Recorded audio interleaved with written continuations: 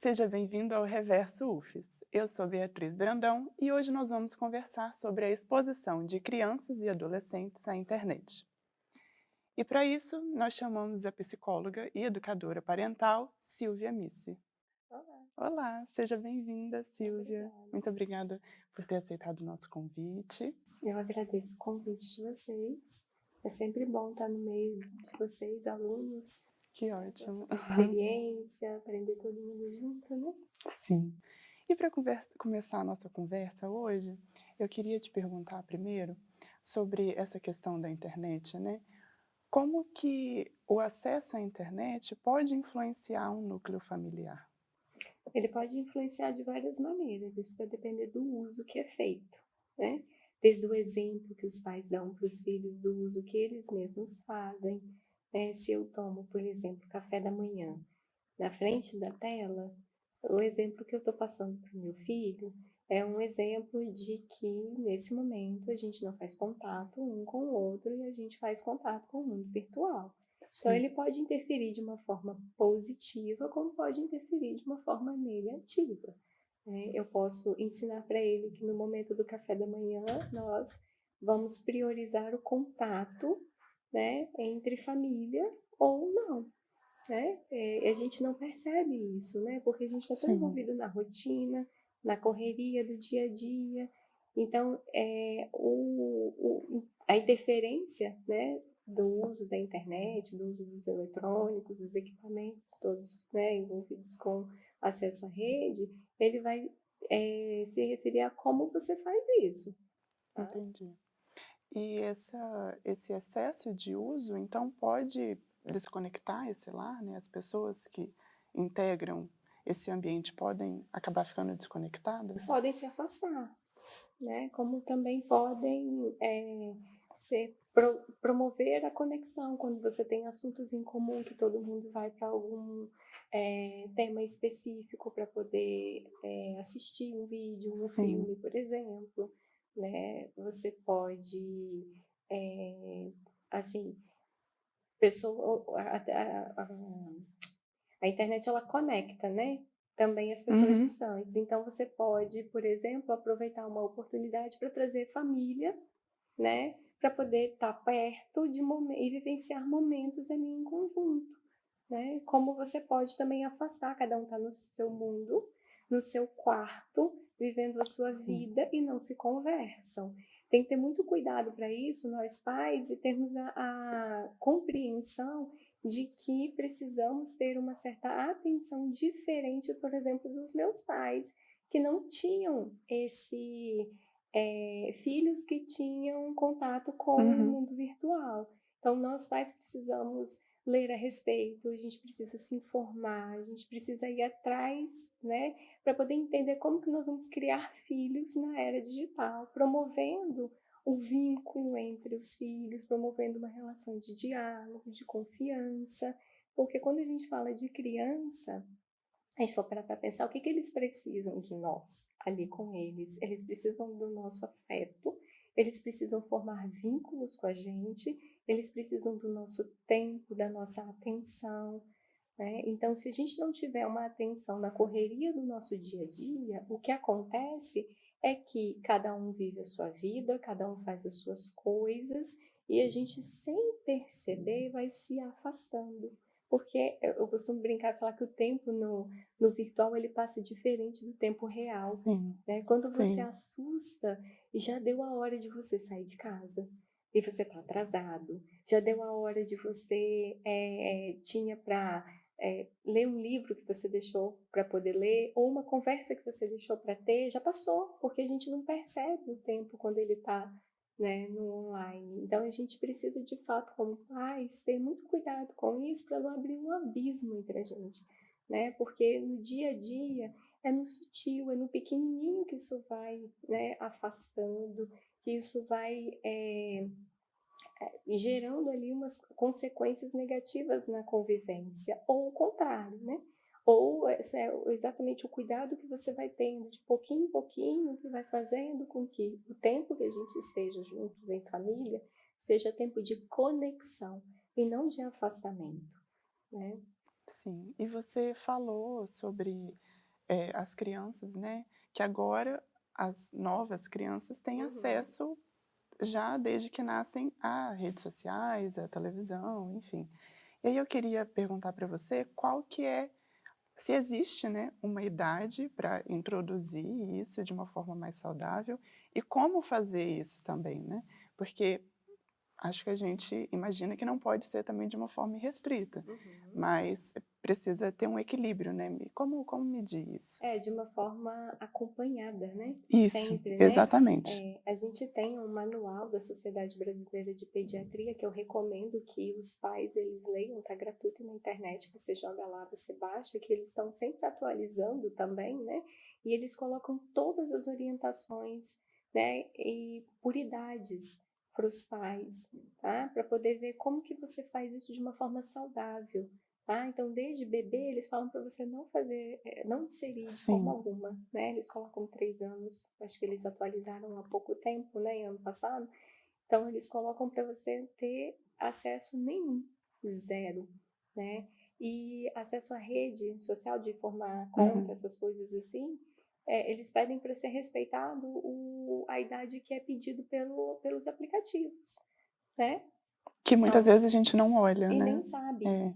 exatamente. Porque, se você tem lá, quando você vai cadastrar, ele fala qual que é a idade, Aham, né? E sim, aí, se, por exemplo, eu que sou mãe, vou lá com meu filho, 10 anos, e a idade é 13, e falo, não, tudo bem, a gente muda aqui e você consegue fazer o cadastro. Olha o que eu estou ensinando para o meu filho, né? Que pode desrespeitar as regras. Então, tudo isso começa a pensar que não vai me ajudar lá na frente na hora que eu tiver que botar os limites, porque eu estou ensinando a não seguir limites. Isso é muito importante quando a gente fala em uso de tela, mas a condução que nós vamos fazer com os filhos de regra, de rotina, de quais são os horários, né, do diálogo, do respeito, né, de conversar sobre privacidade, sobre intimidade. E não é só escolher um aplicativo, escolher um tipo de vídeo. Isso passa por um campo muito maior de como que você vai conduzir tudo isso por trás, né, do mundo virtual.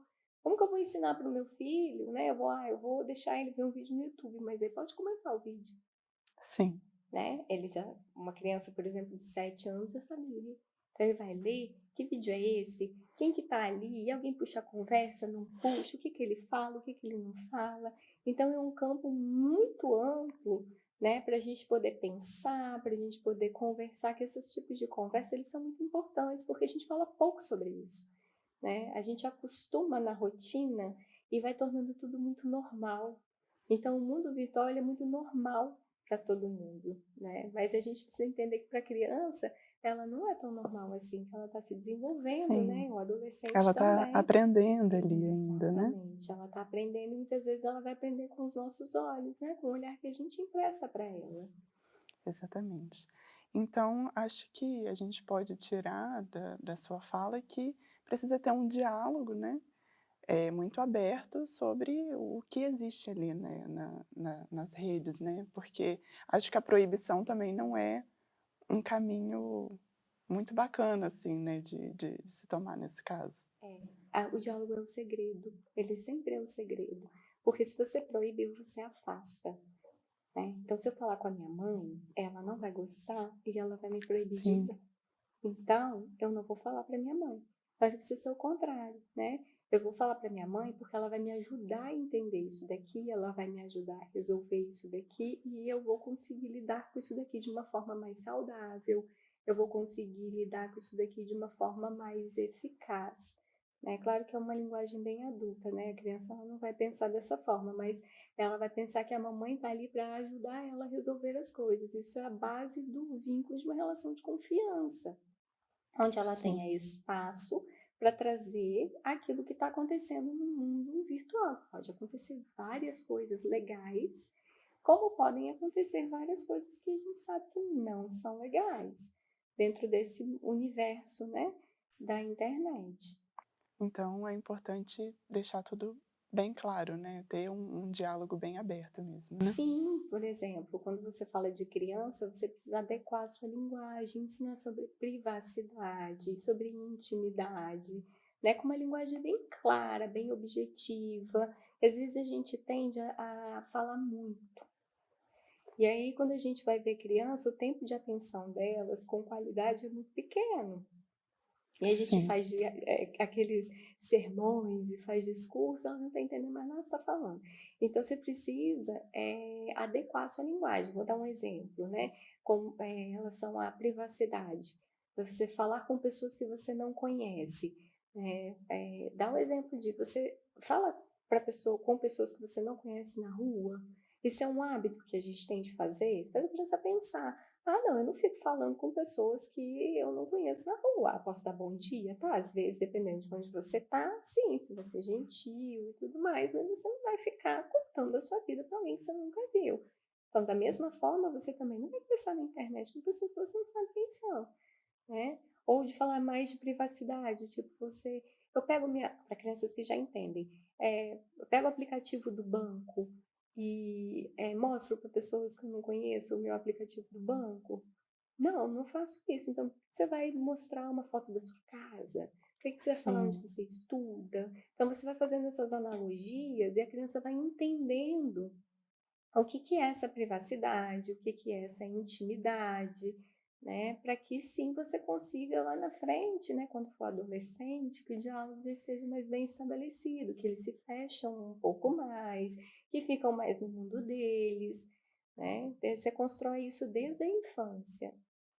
entendi. São novos desafios aí, né, de novos tempos. Acho que cada época tem Uhum. o seu desafio, né, de pais e filhos lidarem com essas situações. E acho que muito importante a sua fala, muito importante a gente também estar sempre estudando, né, pesquisando sobre, para conseguir dar o melhor direcionamento, né, nesses casos. Sim, é nossa responsabilidade enquanto profissionais da área da saúde, né, alertar os pais, né? Então, se você for ver hoje o que a Sociedade Brasileira de Pediatria ela fala, que desde a consulta com o pediatra já é para ser levado para os pais essa questão de como é feito o uso das telas, né? Então, nas consultas comigo, por exemplo, no consultório, quando os pais me procuram, né? E diferente do pediatra, que você faz consulta de rotina, comigo eles me procuram Sim, quando tem sim. alguma coisa, né? Então, quando já chega lá, fala, e aí, como é que é isso? Né? Como é que eles fazem o uso da tela, né, dentro da rotina? Como vocês acompanham, né? Que tipo de produtos, não sei se eu posso dizer, aplicativos ou Aham. conteúdos, acho que é melhor, eles consomem, né? E para minha surpresa, muitos pais não sabem. Tá? Quanto mais velhos os filhos vão ficando, menos eles sabem o que os filhos consomem. Né? Então, são coisas para a gente, enquanto profissionais da saúde, fazer um movimento de alerta. Né? Não é para você proibir, tirar, porque a proibição, ela afasta, ela não aproxima, ela faz com que eu não queira te contar, né? Ao invés de promover o diálogo e a relação da confiança, que esse que é o maior segredo quando a gente fala da inserção de crianças e adolescentes, né, no mundo virtual, e sempre procurar seguir as recomendações que nós temos dos médicos quanto à exposição do uso de telas, porque a gente já tem observado as várias consequências, os vários prejuízos para as crianças com essas exposições. Por exemplo, o visual, né? Sim, Muitas crianças com miopia, né? Auditivo, de ficar com o fone, né? Com o volume acima do volume que é o que o ouvido suporta, vamos botar assim, né? E aí vem repercussão também de perda auditiva. Então, só para falar de coisas físicas, né? uhum. Silvia, nosso tempo está acabando já. Muito obrigada mais uma vez pela sua presença, pela nossa conversa, que foi muito esclarecedora. Espero que possa ajudar, né, outros pais aí a Sim. pesquisar mais sobre o assunto. Uhum. Muito obrigada. Eu que agradeço. Eu gostaria de lembrar que é fácil acesso esse manual, Sim, tá, na internet, e que eu recomendo que sim, a gente estude sobre isso, que a gente se prepare para ser pais dessa nova geração, que realmente é desafiadora, mas que no final das contas a gente vai ver que vale a pena esse investimento, né, de sim. preparação da gente para lidar com essa geração. Agradeço o convite, fico muito feliz em ajudar vocês, né, alunos, estou sempre À disposição. Esse foi o Reverso UFES de hoje. Eu sou Beatriz Brandão e agradeço pela sua atenção. Até mais.